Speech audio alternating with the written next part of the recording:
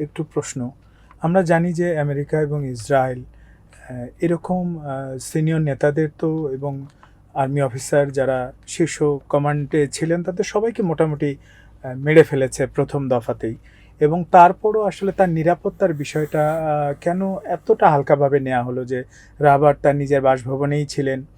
এবং আমরা যদি একটু আরও বিস্তরভাবে এটাকে দেখি, আমরা জানি যে বিশেষ করে হাসান নাসরুল্লাহ শহীদ হওয়ার পর তো আমরা অনেকটাই নিশ্চিত ছিলাম যে এরপরে টার্গেট কে। তো এরপরও ইরান কেন রাহাবারের নিরাপত্তার জন্য এতটা কার্পণ্য দেখালো বলে মনে হচ্ছে? ببینید حضرت آقا همیشه با مردم بود، مردمی زندگی میکرد. আপনি যে প্রশ্নটা البته করেছেন আমি تمام জানি বিশ্বের অনেকের এই ضوابط প্রশ্নটা আছে যে ওনার ব্যাপারে حفاظتی در নিরাপত্তার خصوصشون এটা কেন ایجاد میشد ইয়ে و করা হয়, خیلی এটা از ঠিক اوقات না। اونجا دفتر نبود. রাহবারের যে ولی সর্বোচ্চ باز নিরাপত্তা دفتر সেটা কিন্তু میمدن. বরাবরই ছিল, ওই سخنرانی که সময়ও باز ছিল। قرار بود که তবে با جوانان صحبت হয়তো অনেকে মনে করবে যে কেন উনি برای অন্য জায়গায় مردم সরে صحبت যাননি, کنه. পালায় যাননি। در এই যে حد কিছু 10 دقیقه খবর اینا در চাওয়ার بالا হয়েছিল, صحبت উনি می‌کردن و রাশিয়াতে می‌رفتن আশ্রয় پایین. নিয়েছে, বাংকারে اون روز অবস্থান هم নিয়েছে। که این এই اتفاق জায়গাটায় افتاد উনি ভিন্ন ছিলেন। دفتر উনি قبلش دفتر نبود. পলায়ন করার ব্যাপারে ولی بعد কখনো اومده بود اونجا که সিদ্ধান্ত به নেননি। اصطلاح یه سری কিন্তু ওনার جلساتی নিরাপত্তা چیزی ব্যক্তি داشت সব اومده সময় بود ছিল, اونجا که ওই اینا দিনও خبر ছিল। داشتن که এবং به উনি اصطلاح কম আসতেন احتمالاً অফিসে। آقا اینجا باشه. উনি که اون روز که নিরাপত্তা منفجر যেটা شد পলায়ন به ছাড়া যে اصطلاح آقا নিরাপত্তা, در এটা কিন্তু دفتر উনি کار خودش সবসময় بود বজায় در রাখতেন। حال ওই দিন ওই قرآن خوندن মিটিং بود. ছিল, حالا ওই দিন منتظر আসতেন, جلسه‌ای بود چی بود কিছুক্ষণ ولی থেকে চলে اون যেতেন, একটা دفتر বক্তৃতা خودش দিয়ে بود. 10 মিনিট آقا চলে اینطوری যেতেন। نبود که بره যে توی জিনিসটা خودش হয়েছে رو সেটা قایم হলো کنه রাহবারের بره ব্যক্তিত্ব, نمیدونم যেটা আমি প্রথম خیلی বললাম, هم একটা হলো میگفتن ওনার رفته সাহসিকতা, روسیه অদম্য خیلی هم میگفتن সাহসিকতা। رفته تو پناهگاه দ্বিতীয়ত উনি مردم খুব ول کرده زیر জনগণকে নিয়ে بمبارون خودش رفته تو চলতেন, پناهگاه. থাকতেন। উনি آقا اینطوری জনগণ نبود. থেকে বিচ্ছিন্ন آقا কোনো عمرش না, کرده নিজের بود. দিকটা بعدم কখনো دوست উনি داشت که شهادت দেখেননি। نصیبش بشه. مرتب که ایشون صحبت میکرد برای شهدا در خصوص شهدا گریه میکرد و میگفت اونا رفتن و ما موندیم. জনগণের و ভালোটা ওনার ভালো, الان জনগণের آقا که চাওয়াটা شهید ওনার شد চাওয়া। مزد এই যে একটা ওনার کاراش گرفت، ব্যক্তিগত مزد একটা استقامتش در ধারা راه ছিল خدا رو জীবনধারা, گرفت. অত্যন্ত সাধারণ مزد জীবনযাপন করতেন। مزد این এই যে مسئله رو گرفت که কার্পেটটা دیگه উনি দেখলেন, مقابل বলেন এর চেয়েও কম দামের কার্পেট استکبار ওনার ঘর ছিল। ایستاده. ওনার تمام যে عمرش رو টুকটাক گذاشت ঘরে برای যিনি این আসবাবপত্র انقلاب. ছিল, تمام ওনার عمرش رو বিয়ে যেটা گذاشت কত برای বছর این আগে مردم. হয়েছে, সেই دور সব شدن জিনিস از ওনার ঘরে مردم ছিল। در ঠিক আছে, তো این ওনার خصیصه জীবনধারা, آقا ওনার نبود চিন্তা که از চেতনা, مردم মননটা دور অনেকে بشه. হয়তো আমরা خودش رو বুঝতেছি না। معمولا همیشه এই پایین‌تر জন্যে از مردم حساب می‌کرد. অন্যরা শহীদ হতো, উনি زندگیش যখন همیشه তাদের پایین‌تر ব্যাপারে از افراد কথা বলতেন, ضعیف আলোচনা করতেন, নিজেকে جامعه অনুমান بود. করতেন যে এরা সব চলে خونه যাচ্ছে, আমি آقا که আমার مثلا নসিব হচ্ছে। دوستانی که ওনার مرتب আরজু ছিল میرفتن خونه শাহাদাত می‌آمدن বরণ। موکت این شکلی که بود کمتر از این موکت داشت، هیچی نداشت. لوازمی که تو خونه داشت لوازم زمان عروسیش بود، زمان ازدواجش بود که باز برگردونده و مرده بودن خونه خودش. তো কাজে لذا এইরকম موقعی একজন که ব্যক্তির جنگ সাথে میشه خطر ওই যে میشه ایشون নিরাপত্তা যে همیشه خط ব্যাপারটা, ওটা مقدم কিন্তু بود توی این مسائل থাকা و সত্ত্বেও উনি راضی তো نبود که পলায়ন اصلا করা بره ব্যক্তি না, উনি তো দুর্বল اصلا ব্যক্তি না, উনি তো یک ভীত قایم ব্যক্তি کنه না। خودش رو بره یک এইটা کشور যদি دیگه. আপনি مثل একসাথে خیلی از মিলান তখন দেখবেন آقایونی যে که بودن উনি کشورهای বলছেন دیگه আমার فرار ভাষায় আমি کردن এটাই বলবো رفتن. যে ایشون উনি সারা اینطوری জীবনের نبود. ایشون পারিশ্রমিক উনি مستقل গ্রহণ করেছেন। استقامت داشت در مقابل کارهایی که میکرد و عقیده داشت به کاراش و الحمدلله موضع کارشو گرفت، موضع زحماتشو گرفت. آقا আমাদের میدونست که শহীদ این রাহবারের انقلاب একটা قائم দৃঢ় به فرد বিশ্বাস نیست ছিল এটা যে و شخصیت‌های আমাদের ইসলামী বিপ্লব, زیادی در ইরানের مکتب ইসলামী امام প্রজাতন্ত্র, خمینی এটা কোনো و ব্যক্তি مکتب কেন্দ্রিক কোনো حضرت প্রতিষ্ঠান না آقا যে پرورش একজন پیدا ব্যক্তি যদি کردن তাকে که میتونن সরায় দেওয়া হয় مسئولیت‌های তাহলে সব مختلف ভেঙে رو পড়বে, عهده এরকম بگیرن. একবারও না। بلافاصله بعد از شهادت آقا که فرداش اعلام شد که ایشون شهید شده، به فاصله یک کمتر از یک هفته نمایندگان خبرگان رهبری এটি ইমাম খোমেনির رهبر সময় থেকে جدید رو که حضرت آیت الله প্রত্যেকটা مجتبی خامنه‌ای بود انتخاب ময়দানে, کردن. این প্রত্যেকটা در چه ক্ষেত্রে صورت بود؟ প্রচুর در صورتی যোগ্য بود ব্যক্তি که গড়ে دو بار উঠেছে। উনি এই مجلس বিশ্বাস ছিলেন, আমি خبرگان যদি একদিন رهبری নাও رو در থাকি شهر তা قم و এই یک بار در شهر সিস্টেম تهران চলতে কোনো بمبارون অসুবিধা হবে না, کردن. যোগ্য ব্যক্তিরা ولی نمایندگان তাৎক্ষণিক এসে সেই خبرگان জায়গা পূরণ رهبری করে এবং غسل شهادت বাস্তবে হয়েছেও کردن তাই। و رفتن در এই مجلس আমাদের রাহবার যে শহীদ و হলেন, به উনি حضرت বললেন যে آیت الله العظما حضرت مجتبی خامنه‌ای رأی دادن و ایشونو به عنوان رهبر انتخاب کردن. একটা সপ্তাহ কিন্তু সময় লাগেনি, যদিও সে সময় ওরা এটাও চায়নি যে যারা এই বোর্ডে আছে, এই বোর্ডে তারা মিটিং করতে পারে, এই সুযোগটা তারা দেবে না। এই জন্য ওই 7 দিনের মধ্যে 2 বার ওনারা মিটিং করতে চেয়েছে, তারা আক্রমণ করেছে। এরপরেও কিন্তু 7 দিনের বেশি সময় লাগেনি। আলহামদুলিল্লাহ তারা বসে আয়াতুল্লাহ মুজতবা খোমেনি পরবর্তী রাহবার حضرت آقا بودن و میتونن مسئولیت‌های مکرر رو به عهده بگیرن. مسئولین نظامی ما که شهید میشدن بلافاصله یکی دیگه جاشون میمد. یعنی اینطوری نبود. حضرت آقام که شهید شد، فردای که اعلام کردن شهید شده، به مدت کمتر از یک هفته نمایندگان خبرگان رهبری جلسه گذاشتن و حضرت آیت الله سید مجتبی خامنه‌ای رو به عنوان رهبر انتخاب کردن. این در صورتی که بود 2 بار در شهر قم مجلس خبرگان رهبری که هیچ کس توش نبود بمبارون کردن و یک بارم در تهران که میدونستن نباید رهبری انتخاب بشه. یعنی رهبری اینقدر براشون مهم بود که نباید انتخاب بشه ولی انتخاب شد الحمدلله. আমার একেবারে সর্বশেষ প্রশ্ন, আমরা অনুষ্ঠানের একবারে শেষ পর্যায়ে এসেছি, খুব সংক্ষিপ্ত আকারে আমি জাস্ট জানতে চাই যে সেদিনের হামলায় মোস্তফা খামেনি কোথায় ছিলেন এবং তিনি কিভাবে আক্রান্ত হলেন বা উদ্ধার হলেন কিভাবে, যেহেতু আপনি উইটনেস ছিলেন সেখানে, ওই ঘটনাগুলো জানতে চাচ্ছি যেগুলো আসলে মিডিয়াতে তেমনভাবে আসেনি. عرض کنم که یکی از بمب‌هایی که خورد روی خونه خود آقای আপনি যে প্রশ্নটা করেছেন, মোস্তফা খোমেনি ওনার একটা ঘরের কক্ষে ছিলেন আর কি, ওটা আন্ডারগ্রাউন্ডে ছিল। তো উনি ওই মুহূর্তে একটা বোমা কিন্তু সরাসরি ওই ছাদে বিস্ফোরণ হয়েছে এবং সেটা গুড়িয়ে গেছে আর কি। এবং ওই বাসায় ওনার স্ত্রী ছিলেন, ওনার বাচ্চারা ছিলেন, তারা শাহাদাত বরণ করেছেন। আন্ডারগ্রাউন্ডে ওনার বোন জামাই ওনারা ওই দিন ছিলেন, সবাই মারা গেছেন। উনি ওই মুহূর্তে উঠানে নেমে আসছিলেন কোনো একটা কাজে, এটা বোঝা যায়নি যে কোন কাজে, দূরে ছিলেন। ওই দেয়ালের অংশ ভেঙে ওনার শরীরের উপরে পড়ে, যেটা ওনার শরীরের এই যে মাথার এক পাশে, হাঁটুর এই দিকে এবং আরো কয়েকটা জায়গায়। যখন তার প্রয়োজন হয়েছিল হসপিটালে নেওয়ার জন্য, হসপিটাল নেওয়া হলো, নিকটতম হসপিটাল ছিল একটা যেখানে সন্তান মানে প্রসূতি, এটা যেটা সন্তান জন্ম হয় যেখানে, এরকম। তো আমেরিকানরা ওইটাও খবর রাখতো এবং ওইখানেও অ্যাটাক করছে আর কি। যাক, ওখান থেকে উনি নিরাপদে সরায় নেওয়া হলো এবং আলহামদুলিল্লাহ পরে ট্রিটমেন্ট করে এখন তো উনি কার্যক্রম শুরু করেছে। আমরা এখানে শেষ করতে চাচ্ছি। আপনাকে অসংখ্য ধন্যবাদ এবং আসলে আপনি আমাদের জন্য অনেক বেশি আগ্রহের। আশা করি আমাদের যে দর্শক আছেন তারাও অনেক বেশি উপকৃত হবেন যে ইতিহাসের অন্যতম একটা বড় বিধ্বংসী ঘটনা যেটার উইটনেস আপনি। আপনাকে বাংলাদেশের পক্ষ থেকে এবং আমাদের বিডিভিউজের পক্ষ থেকে আপনাকে অসংখ্য ধন্যবাদ। আপনাকে পেয়ে আমরা খুবই আনন্দিত এবং গর্বিত। ما لیاقت شهادت رو نداشتیم که در خدمت آقا باشیم و با ایشون। জি, আপনি যেমনটা বললেন এটা নিশ্চয়ই একটা ঐতিহাসিক ঘটনার অংশ। আমি আমার জায়গা থেকে আফসোস রয়ে গেল যে আমি দীর্ঘদিন রাহাবারের সাথে একসাথে কাজ করলাম, যাওয়ার বেলাটা একসাথে আমি যেতে পারলাম না, এটা শাহাদাতটা আমার নসিব হলো না, এটা আমার আফসোস হয়ে গেল। আর আপনাকে অবশ্যই ধন্যবাদ, আপনার সকল দর্শকদেরকে ধন্যবাদ, বাংলাদেশের সকলের আপামর জনসাধারণ, আমাদের ভাইয়েরা বোনেরা, তাদের প্রতি আমার ধন্যবাদ। তারা যেভাবে সমর্থন জানিয়েছে, যেভাবে বিভিন্ন ব্যাপারে তারা আমাদের পাশে থেকেছে, আমি সকলকে کشورهای دیگه و مسلمان‌های دیگه پاینده هستن ان شاءالله. ممنونم از شما. আপনাকে ধন্যবাদ।